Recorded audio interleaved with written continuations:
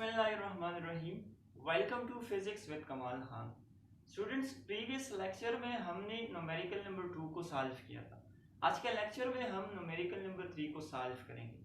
Numerical number 3 जो है वो न्यूमेरिकल नंबर 2 से बहुत ज़्यादा मिलता जुलता न्यूमेरिकल है, बल्कि मैं ये कहूँगा कि न्यूमेरिकल नंबर 2 के निस्बत में ये बड़ा आसान न्यूमेरिकल है, क्योंकि वहाँ पर अनसर्टेनिटी को मालूम करने के लिए हमने दो रूल्स का इस्तेमाल किया था। एक हमने जो डिवीजन वाला रूल था और दूसरा हमने पावर वाले रूल का इस्तेमाल किया था। यहाँ पर अनसर्टेनिटी को मालूम करने के लिए हम सिर्फ और सिर्फ एक ही रूल इस्तेमाल करेंगे। तो जरा देखते हैं न्यूमेरिकल के स्टेटमेंट को, जो कि मैंने यहाँ पर लिखा हुआ है। Determine the area of a rectangular sheet, ये हमारे पास शीट है, ठीक है। Determine the area of a rectangular sheet having length L plus minus delta L is equal to 1.5 plus minus 0.02 meter and width W plus minus delta W is equal to 0.2 plus minus 0.01 meter.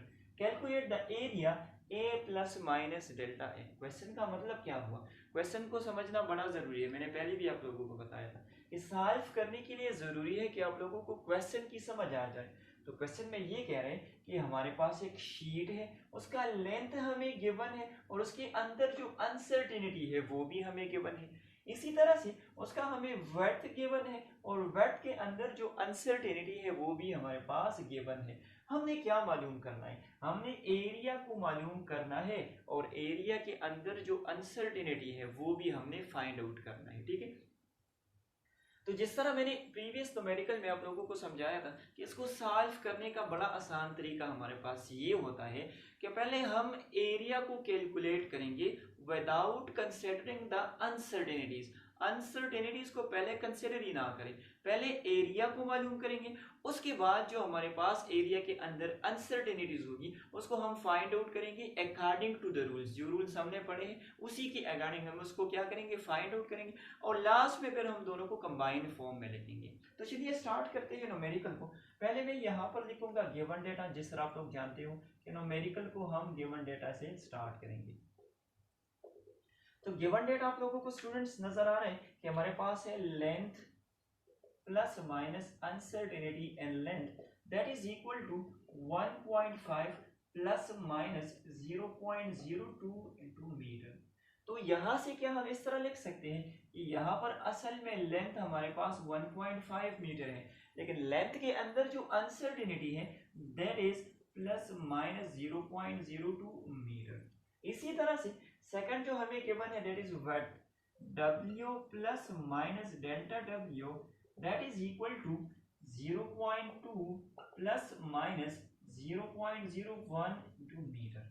इसको हम यूं लिख सकते हैं that width is equal to 0.2 metre and delta W that is equal to plus minus 0.01 metre आ जाएगा। I hope ये तो आप लोगों को क्लियर होगा। लेंथ और उसके अंदर अनसर्टेनिटी, वर्थ और उसके अंदर हमारे पास अनसर्टेनिटी। अच्छा, रिक्वायर्ड क्या है? यहाँ हमने मालूम क्या करना है? तो रिक्वायर्ड भी बड़ा सिंपल है, हमने एरिया को मालूम करना है और एरिया के अंदर जो अनसर्टेनिटीज है उसको हमने फाइंड आउट करना है। तो यहाँ पर लेके हमने पहले मालूम करना है एरिया को और सेकेंडली हमने मालूम करना है अनसर्टेनिटी इन एरिया। एरिया के अंदर जो अनसर्टेनिटी है उसको मालूम करना है और पहले हम एरिया को मालूम करेंगे। अच्छा, तो इसको सॉल्व करते हैं, बड़ा ही आसान तरीका है इसको सॉल्व करने का। जिस तरह मैंने आप लोगों को स्टूडेंट्स बताया कि पहले हम अनसर्टेनिटीज को कंसिडर नहीं करेंगे, हम सिंपली एरिया को मालूम करेंगे। तो अगर हम किसी शीट का एरिया मालूम करेंगे तो बड़ा सिंपल फार्मूला है, उसके लेंथ को मल्टीप्लाई कर लो उसके वर्थ के साथ। तो हमारे पास है as area is equal to length multiply by width, ठीक है। तो लेंथ हमारे पास मौजूद है 1.5 मीटर का है, area is equal to 1.5 metre multiply by width हमारे पास है 0.2 मीटर। अगर इन दोनों को हम मल्टीप्लाई करें इससे मेरे ख्याल में आंसर आएगा 0.03 मीटर स्क्वायर। इन दोनों को मल्टीप्लाई करें तो उससे आंसर हमारे पास क्या है, 0.03 मीटर स्क्वायर, ठीक है। ये तो हो गया हमारे पास एरिया। अब एरिया के अंदर तो अनसर्टेनिटी मौजूद है, क्योंकि लेंथ के अंदर भी अनसर्टेनिटी है, विड्थ में भी अनसर्टेनिटी है, तो एरिया में तो डेफिनेटली अनसर्टेनिटी होगी। इसको अब हम किस तरह से कैलकुलेट करेंगे? इसके लिए स्टूडेंट्स हमने रूल पढ़ा हुआ है।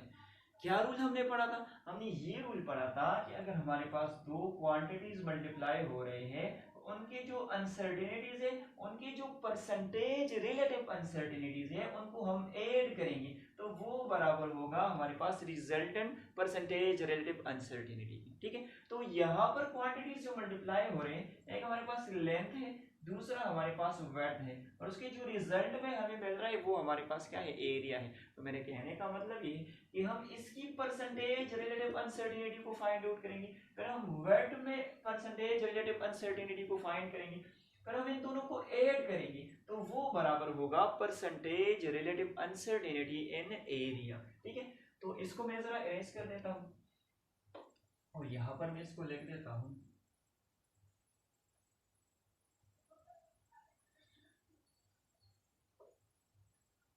सेकंड पार्ट का हेडिंग दे रही uncertainty in area, uncertainty in area.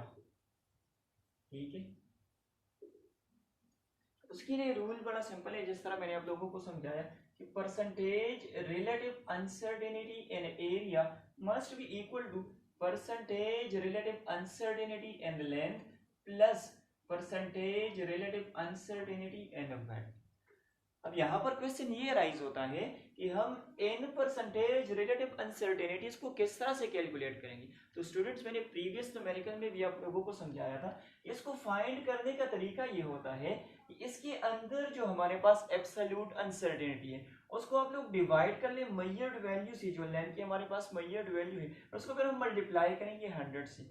इसी तरह यहाँ पर absolute uncertainty divided by measured value multiply by 100। ठीक है, तो ये इनके अंदर हमारे पास परसेंटेज रिलेटिव अनसर्टेनिटीज हो जाएंगी। तो यहाँ पर लेके percentage relative uncertainty in area that is equal to, ये यहाँ पर हमारे पास जो एब्सोल्यूट अनसर्टेनिटी है लेंथ की, दैट इज 0.02 डिवाइडेड बाय इसकी जो मेजर्ड वैल्यू है दैट इज 1.5 मल्टीप्लाई बाय 100 आ जाएगा। ठीक हो गया।